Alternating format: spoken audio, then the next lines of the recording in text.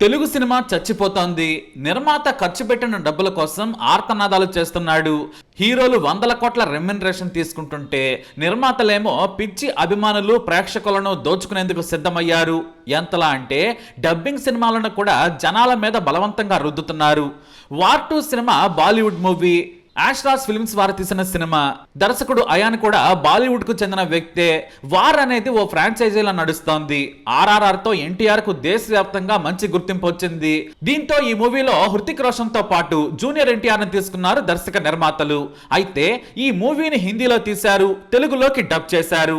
కానీ ఎన్టీఆర్ హీరోగా ఉండడంతో నిర్మాత నాగవంశీ భారీ రేటు పెట్టి సినిమాను కొన్నారు. ఎంతలా అంటే 80 కోట్లు పెట్టి. ఇక ప్రచారంతో పాటు ఇతర ఖర్చులు కూడా కలిపితే మరో 10 కోట్లు. ఇప్పుడు ఆ 90 కోట్లు రాబట్టుకునేందుకు బలవంతంగా ఎన్టీఆర్ హృతిక్ రోషన్ ను హైదరాబాద్ పిలిపించి మరి ప్రీ రిలీజ్ ఈవెంట్ ఏర్పాటు చేశారు. అందులో ఆయన మాట్లాడిన మాటలు వింటుంటే ఎంతో బాధ కలిగింది. హిందీ బాక్స్ ఆఫీస్ నెట్ ఎంత వేస్తుందో దానికంటే ₹1 మనం నెట్ ఎక్కువ పెట్టాలి. ఆ రోజున గుర్తుంది కదా, హిందీ బాక్స్ ఆఫీస్ నెట్ కంటే మన నెట్ ఎక్కువ ఉండాలి. దేవరా కంటే 10 ఎక్కువ ఓపెనింగ్ తీసుకురావాలి. ఇది మీ బాధ్యత. ఈసారి అన్న కాలర్ ఇన్ని రోజులు మన కోసం ఎగరేశారు, మనం ఇప్పుడు అన్న ఇండియాలో కాలర్ ఎగరేలా చేయాలి. ఎన్టీఆర్ ఇక్కడ కాలర్ ఎగరేశారు. మనం కూడా ఆయనకు దేశవ్యాప్తంగా పేరు రావాలంటే హిందీ కంటే ఎక్కువ ఓపెనింగ్స్ కొట్టాలి, భారీ వసూళ్లు రాబట్టాలి. ఆ బాధ్యత అంతా ఎన్టీఆర్ అభిమానులదే అని చెప్పాడు. ఎన్టీఆర్ అభిమానులను అడగడంలో తప్పు లేదు, కానీ దోపిడీకి తెగబడ్డాడు నాగవంశీ. వార్ 2 సినిమాకు ఏకంగా మల్టీప్లెక్స్ రేటు ₹400. ఇంత దారుణంగా ఫ్యాన్స్ ని దోచుకోవటం ఎందుకు? మీరు నిజంగా ఫ్యాన్స్ కి సినిమా చూపించాలనుకుంటే తక్కువ ధరకు చూపించవచ్చు కదా అని మనం అడగచ్చు. కానీ ఆయన పరిస్థితి దారుణంగా ఉంది. ఎందుకంటే ఈ మూవీలో తేడా వస్తే భారీగా నష్టపోతారు. ఎన్టీఆర్ ఉన్నంత మాత్రాన స్ట్రైట్ సినిమా కాదు. పైగా ట్రైలర్ లో హృతిక్ రోషన్ కే ఎక్కువ సీన్లు డైలాగులు ఉన్నాయి. ఎన్టీఆర్ అనవసరంగా ఈ మూవీ ఒప్పుకున్నారేమో అని ట్రైలర్ చూడగానే ఫ్యాన్స్ కూడా కాస్త అసంతృప్తి చెందారు. ఎందుకంటే తమ హీరో ఎవరికి తగ్గేలా ఉండకూడదనేది వారి అభిప్రాయం. నేను గొప్ప డాన్సర్ అని మీకు నచ్చుతుంది, very good, thank you so much. కానీ మనకంటే గొప్పవాళ్ళు చాలామంది ఉన్నారు, వాళ్ళని కూడా మనం యాక్సెప్ట్ చేయాలి. గుర్తుపెట్టుకోండి, మీ పద్ధతి మీది, నా పద్ధతి నాది. నేను ఇలాగే ఉంటాను, మీరు అలాగే ఉండండి. ఎనీవేస్, మరి మన తెలుగు రాష్ట్రాల్లో అభిమానుల గురించి తెలిసిందే కదా. వారినే టార్గెట్ చేస్తూ మన నిర్మాతలు దోపిడీకి పాల్పడుతూ ఉన్నారు. అందుకే సింగిల్ స్క్రీన్ థియేటర్స్ మూతపడిపోతూ ఉన్నాయి. రేట్లు పెంచి ఆడియన్స్ ను దూరం చేసుకుంటున్నారు. ఇలానే పెంచుకుంటూ పోతే హీరోల పిచ్చి వెర్రి అభిమానులు కూడా దూరం అవుతారు. ఫ్యాన్స్ ఏమీ కోటీశ్వరులు కాదు, చదువుకునేవారు లేదంటే చిన్న చిన్న ఉద్యోగాలు వ్యాపారాలు చేసుకునేవారు మాత్రమే. వారికి సినిమా అంటే ఇష్టం, తమ హీరో అంటే ఇంకా ఇష్టం. ఈ ఒక్క సినిమానే కాదు, అందరు హీరోల సినిమాలు చూస్తారు. నెలలో ఒక్క సినిమా కుటుంబంతో చూడాలంటే ఆ హీరో అభిమాని అప్పుల పాలు కావాల్సిందే. అందుకే ఓటీటీలు పెరుగుతున్నాయి. ఇక కూలీ సినిమా కూడా 45 కోట్ల కొన్నారు నిర్మాతలు ఏషియన్ సునీల్, సురేష్ బాబు, దిల్ రాజు. ముగ్గురు కూడా రిస్కులు లేకుండా, లాభం రాకున్నా కూడా నష్టాలు లేకుంటే చాలని కొన్నారు. పైగా థియేటర్స్ కూడా అన్ని వాళ్లవే. కానీ ఈ వార్ 2 కూలీ సినిమాలకు ప్రభుత్వాల నుంచి అనుమతి తీసుకుని భారీగా రేట్లు పెంచారు. ఎంతలా అంటే రజనీకాంత్ కు భారీగా ఫాలోయింగ్ ఉన్న చెన్నైలో అత్యధిక టికెట్ ధర ₹186 మాత్రమే. అదే మనకు తెలుగు రాష్ట్రాల్లో అత్యధికంగా ₹450 టికెట్ పెట్టారు. అదేమంటే నాగార్జున ఉన్నాడని చెబుతున్నారు. అందులో నాగార్జున విలన్. నిజం చెప్పాలంటే నాగార్జునకి అప్పుడున్న ఫ్యాన్స్ క్రేజ్ ఇప్పుడు లేదు. ఆయన కోసం థియేటర్కి వచ్చి చూసేవారు చాలా తక్కువగానే ఉన్నారు. అందుకే ఇప్పుడు తనకు నచ్చిన పాత్రలను చేస్తూ నాగార్జున ఎంజాయ్ చేస్తున్నారు. కానీ ఆయన పేరు చెప్పి టికెట్లు పెంచడం అంటే తెలుగు ప్రేక్షకుడిని మోసం చేయడమే. ఎంతకంటే దోపిడీ మరోటి ఉండదు. మరి ఈ సినిమాలు హిట్ అవుతాయా అంటే ఏమో తెలియదు, ఉంటాయో పోతాయో తెలియదు. కానీ ముందే దోచేసుకుంటే సరిపోతుంది. సినిమా పిచ్చిని క్యాష్ చేసుకుందామని బహిరంగంగా దోపిడీ మొదలు పెట్టారు నిర్మాతలు. ఎందుకంటే వారి భయం వారిది. ఇటొచ్చి నష్టపోయేది ప్రేక్షకుడు, కానీ చచ్చిపోయేది సినిమా అనే విషయం మాత్రం మర్చిపోవద్దు. తెలుగు సినిమా హీరోలు నేలకు రావాలి, అప్పుడే నిర్మాతలు బాగుంటారు. కానీ ఆ హీరోలను పల్లెత్తి మాట అనే ధైర్యం ఈ ప్రొడ్యూసర్స్ కి ఉండదు. ఓ నిర్మాత ఈ మధ్య అసలు విషయం చెప్పారు. ఇక్కడ అన్నింటి ధరలు ఎక్కువే. మలయాళంలో ₹1 కోటి తీసే సినిమాకు ఇక్కడ కనీసం 5 నుంచి 10 కోట్ల ఖర్చు అవుతుందన్నాడు ఆ నిర్మాత. అది నిజం. ఎందుకంటే హీరోలకు అనవసరంగా భారీ పారితోషికాలు ఇస్తున్నారు. అదేమంటే ఆయనకు మార్కెట్ ఉందంటారు. నిజమే, కానీ ఫెయిల్ అయితే ఏ మార్కెట్ కూడా డబ్బులు తీసుకురాదు. అందుకే ఎన్టీఆర్ ఉన్నా సరే మీరే ₹4 ఖర్చు చేసి నా సినిమా టికెట్ కొనాలి, ఇదే మీరు ఎన్టీఆర్కి ఇచ్చే గౌరవం అని అడుక్కుంటున్నాడు నిర్మాత. అంతెందుకు, మొన్నటికి మొన్న హరిహర వీరమల్లు పరిస్థితి కూడా దారుణం. ఏకంగా ఓ మంత్రి అయితే పవన్ కళ్యాణ్ సినిమా టికెట్లు కొనిపించేలా చూడాలని జనసేన కార్యకర్తలకు సూచించాడు. మరి జనసేన కార్యకర్తలకు డబ్బులు ఎక్కడి నుంచి వస్తాయి? వాళ్ళంతా పేదలే కదా. మరి ఎందుకు ఈ దోపిడీ అంటే మాత్రం ఇల్లుండగానే దీపం చక్కదిద్దుకోవాలనేది. వాస్తవానికి హరిహర వీరమల్లు సినిమా మొదలుపెట్టి విడుదలైనప్పటి నుంచి కూడా నిర్మాత ఏఎం రత్నానికి నిద్ర పట్టలేదు. ఆ మూవీని ఎవరూ కొనలేదు. చివరికి పవన్ కళ్యాణ్ ఎంట్రీతో విడుదలైంది. కానీ చివరికి నష్టాలే మిగిలాయి. తెలుగు రాష్ట్రాల్లో పెద్ద సినిమాలు తీసే సంస్థలు 3 ఉన్నాయి. వాటిలో గేమ్ చేంజర్ దెబ్బకు దిల్ రాజు దివాళా తీశాడు. ఆ నష్టాలను పూడ్చుకునేందుకు కూలీ లాంటి సినిమాలను ఇతర స్నేహితులతో కలిసి కొంటున్నాడు. ఇక మైత్రి మూవీస్ పర్వాలేదు, లాభాల బాటలోనే ఉంది. కానీ ఒక్క సినిమా చాలు మునగడానికి. ఇక సురేష్ బాబు అయితే హీరోల అతి చూసి సినిమాలు నిర్మించడమే మానేశారు. ఇక ఏషియన్ సునీల్ జాక్ లాంటి సినిమాలతో దెబ్బతిన్నారు. కానీ కుబేరా కాస్త నిలబెట్టింది. లాభాలు రాకున్నా కూడా నష్టాలు మాత్రం రాలేదు. తెలుగులో పెద్ద నిర్మాత లేడు. ఈ విషయం హీరోలకు అర్థం కావడం లేదు. కానీ కోట్లలో రెమ్యునరేషన్లు తీసుకుంటున్నారు. వారి సినిమా హిట్ అయితే లాభాలు వస్తాయి, ఫెయిల్ అయితే మాత్రం రూపాయి కూడా రాదు. ఏ స్టార్డమ్ ఇక్కడ నిలబెట్టదు. ఈ విషయంలో megastar Chiranjeevi, super star Rajinikanth movies కూడా దారుణంగా డిజాస్టర్స్ అయ్యాయి. నిర్మాతలు చచ్చిపోవడానికి కారణం హీరోలు, సినిమా చచ్చిపోవడానికి కారణం హీరోల ఆశ. వారి కారణంగా నిర్మాతలు ఫ్యాన్స్ ని, ప్రేక్షకులను మా సినిమా చూడమని అడుక్కుంటూ ఉన్నారు. థియేటర్కు రాగానే దోచేసుకుంటున్నారు.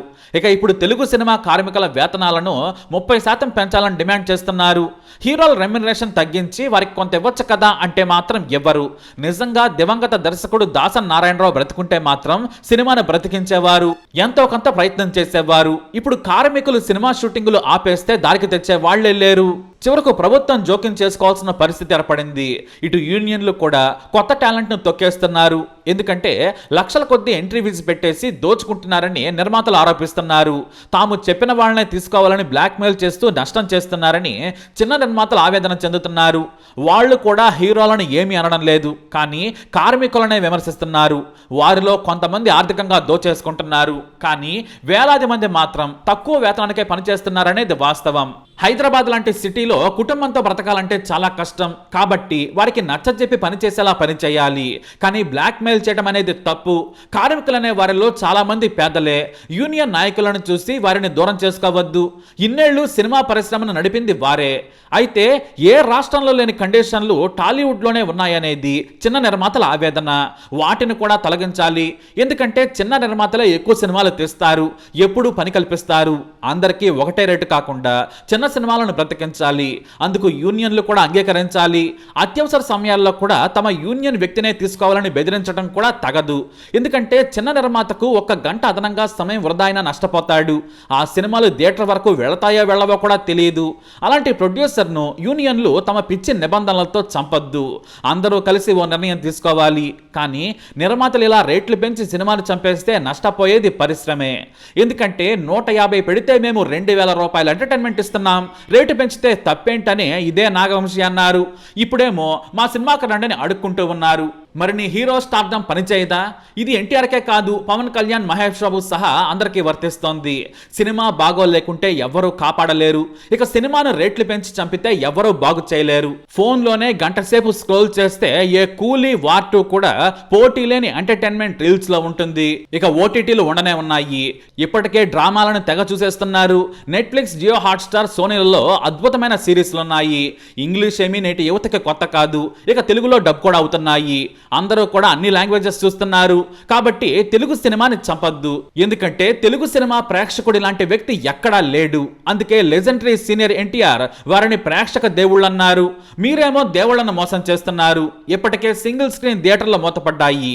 ఇలానే చేస్తే మల్టీప్లెక్స్లలో కూడా క్రికెట్ మ్యాచ్లు లేదంటే పార్టీలకు అద్దెకిచ్చి సినిమాలు వేసుకునే పరిస్థితి వస్తోంది. సినిమా బ్రతకాలంటే ముందు హీరోలు దిగి రావాలి, కానీ వాళ్ళు దిగి రారు. ఎప్పటికే పెద్ద స్టార్లు అనుకుని గాల్లో తిరుగుతున్న వారికి సినిమాలు లేవు, నిర్మాతలు దొరకడం లేదు.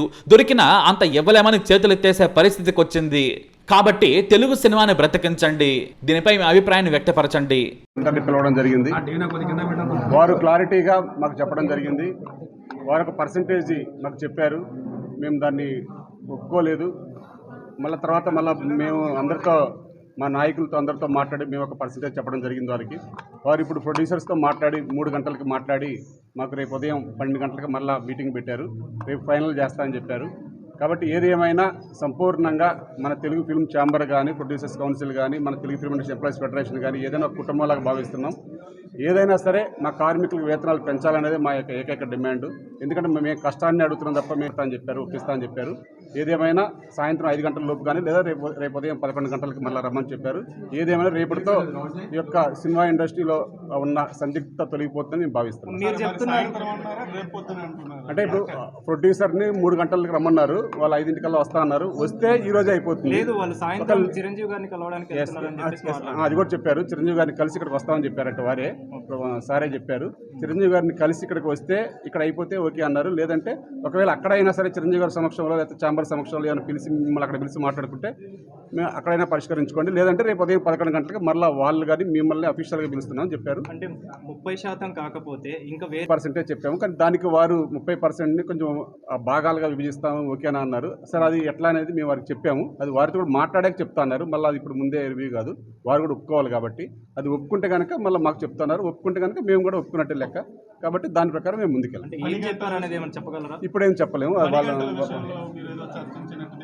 మేము పని గంటలు మాకున్న కండిషన్లు అవన్నీ కండిషన్స్ ఏవైతే పెట్టారో ప్రొడ్యూసర్స్ కానీ మా సైడ్ నుంచి ఉన్న కండిషన్లు కానీ అవన్నీ కూడా తర్వాత ముందు వేజెస్ అనేది ఒక నిర్మాణం అయిపోయిన తర్వాత అటు సైడ్ ఒక కమిటీ ఇటు సైడ్ ఒక కమిటీ వేస్తా అన్నారు. ఇది వేరే ఇంకేమైనా రూల్స్ అండ్ రెగ్యులేషన్స్ మార్పులు కానీ ఏదైనా ఉంటే కనుక తర్వాత వారి సైడ్ ఒక 6గురిని, నిర్మాతల మండలి నుంచి ఒక 6గురిని, ఛాంబర్ నుంచి ఒక 6గురిని, మా ప్రొడ్యూసర్ మా ఫెడరేషన్ నుంచి ఒక 6గురిని కమిటీ చేసి తదుపరి పాయింట్లోకి వెళ్దాం. ముందైతే వేతనాలు అనేది ఫైనల్ చేస్తామని చెప్పారు. ఏదేమైనా అంతిమంగా ఈరోజు సాయంత్రం చిరంజీవి గారి ద్వారా అయినా లేదా ఇక్కడ లేబర్ కమిషనర్ గారి ద్వారా అయినా రేపటికల్లా అయిపోతుందని భావిస్తాం. మా వర్కర్స్ అంటే వారు కూడా ఒక ఇంట్లో చిన్న గొడవలు ఉంటాయి, వారు ఆవేశంగా ఇచ్చారని భావిస్తాం. ఏదైనా మేము సినిమా ఇండస్ట్రీకి పనిచేసేది మన 24 కార్మిక సంఘాలే, ఈ సంఘాలతో పనిచేస్తారని భావిస్తున్నాం. సరే వాళ్ళు ఎందుకు ఇచ్చారో ఏంటనేది వారిని అడగాలి, మాకైతే తెలియదు.